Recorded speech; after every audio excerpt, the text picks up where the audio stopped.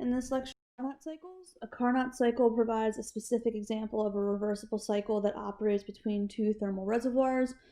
In a Carnot cycle, the system executing a cycle undergoes a series of four internally reversible processes. We have two adiabatic processes that are alternated with two isothermal processes.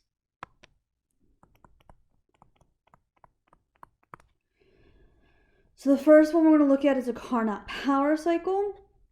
A Carnot power cycle consists of process 1 to 2 being adiabatic compression, process 2 to 3 being isothermal expansion, process 3 to 4 being adiabatic expansion, and then process 4 to 1 being isothermal compression.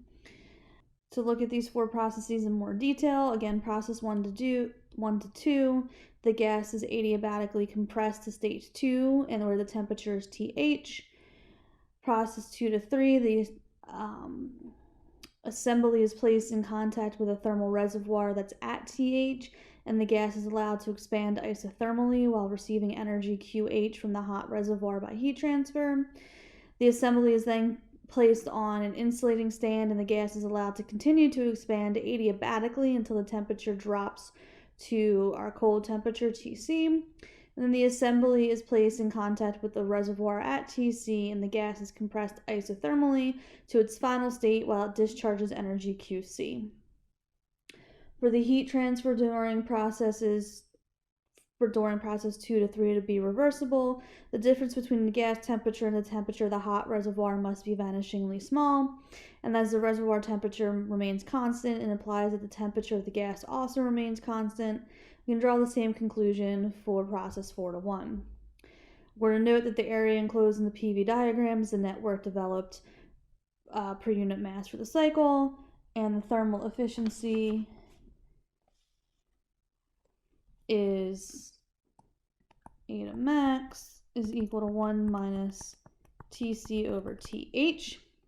Carnot cycles are not limited to processes of a closed system and taking place in a piston cylinder.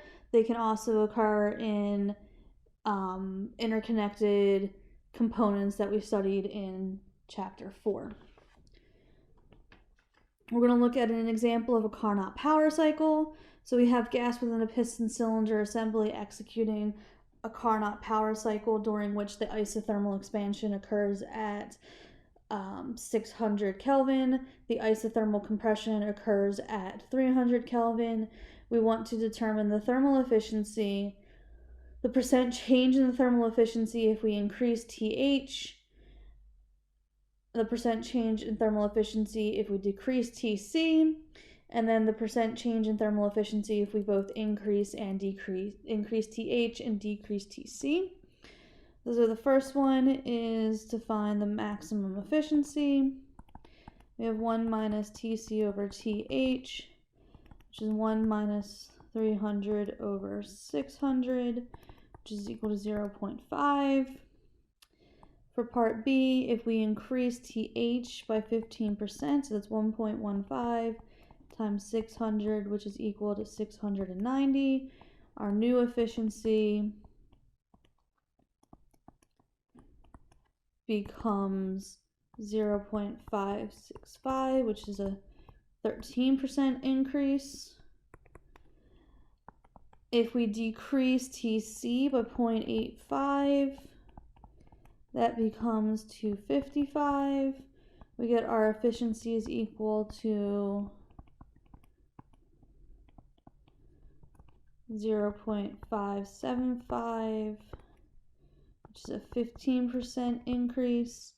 In the last case, we do both, so our efficiency is 1 minus 255 over 690, which is 0.63, which is a 26% increase. We can also have Carnot heat pump and refrigeration cycles. Regardless of the type of device or the working substance used, the Carnot cycle always has the same four reversible processes. It's 2 adiabatic alternated with 2 isothermal processes. The thermal efficiency of the Carnot power cycle is always given by the equation 5.9, which is 1 minus Tc over Th. And the equation for the coefficient of performance of our Carnot heat pump cycles are our maximum coefficients of performance based on equations 510 and 511. So we're going to look at an example of an ideal gas within a piston cylinder assembly undergoing a Carnot refrigeration cycle. The isothermal compression occurs at 325 Kelvin from 2 bar to 4 bar. The isothermal expansion occurs at 250 Kelvin.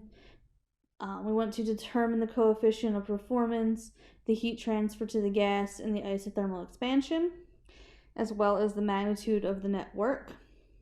So the first thing we can find is our maximum coefficient of performance. It's going to be equal to Tc over Th minus Tc, which is 250 minus 325 over 250, which is 3.33. We want to find the heat transfer to the gas during the isothermal expansion. So that's going to be process 3 to 4. If we do our energy balance, we'll have our change in internal energy. It's equal to our heat minus our work. Since it's an ideal gas, at constant temperature, U4 is equal to U3, since T is equal to a constant. So we get that our heat transfer is equal to our work, which is equal to the integral of PdV, which is equal to nRT over V dV, which is equal to nRTH times the natural log of V4 over V3, which is also equal to nRTH times the natural log of P3 over P4. We also know that Q from 1 to 2 over Q from 3 to 4 in terms of magnitude is equal to Tc over Th, which tells me that Q from 1 to 2 is equal to Tc over Th times RTH ln of P3 over P4. So our hot temperatures cancel, and we get that 8.314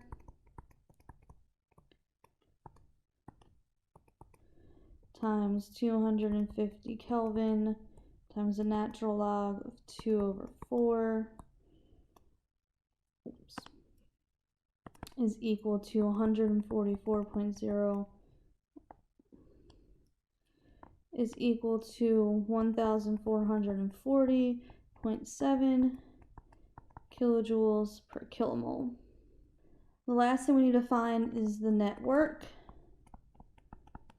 Well, by definition, our coefficient of performance is Q is QC over W, which means our work per mole is equal to our QC, which is from 1 to 2 per mole, over our coefficient of performance, which is 1440.7 over 3.33. So our work is equal to 432.65 kilojoules per kilomole. The last thing we're going to go over is the Clausius inequality.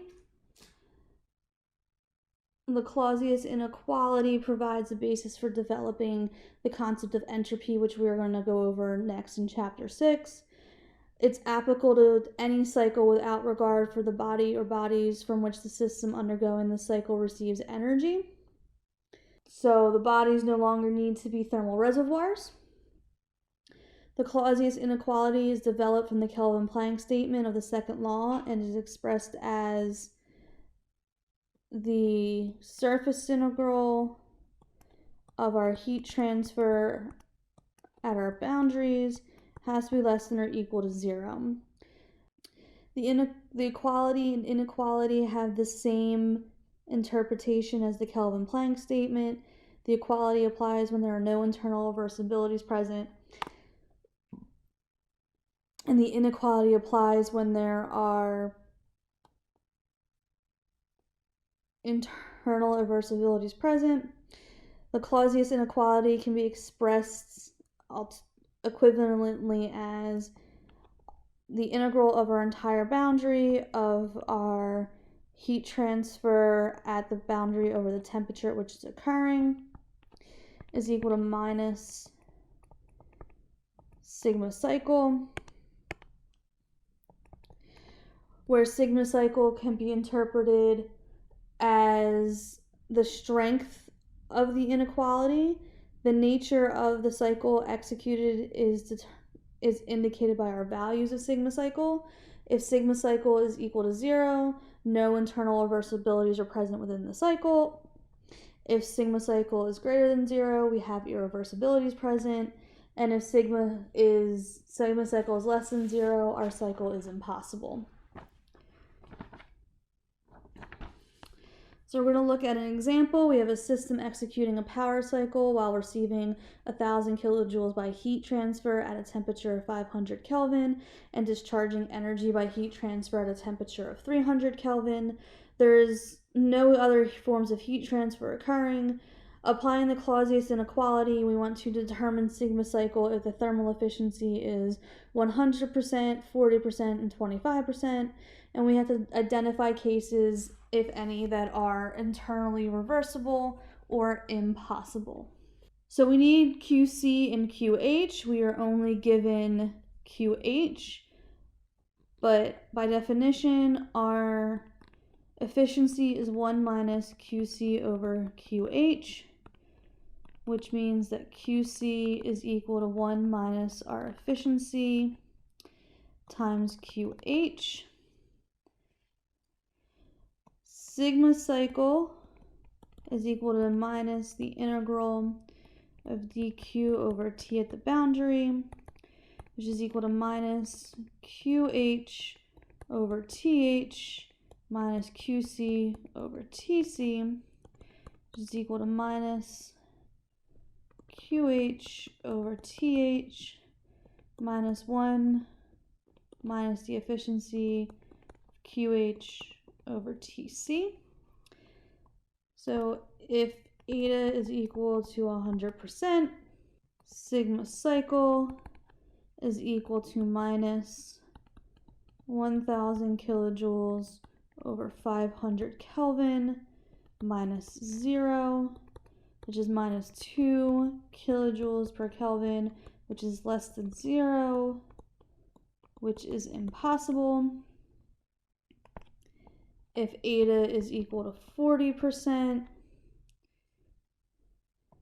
sigma cycle is equal to minus 1,000 over 500 minus 1 minus 0.4 of 1,000 over 300, which equals 0, which means it is reversible. And if eta is equal to 25%, you have sigma cycle is equal to minus 1,000 over 500 minus 1 minus 0.25 times 1,000 over 300, which is equal to 0.5 kilojoules per Kelvin, which is greater than 0. So it is irreversible. That's it for chapter 5. In our next lecture, we will begin chapter 6.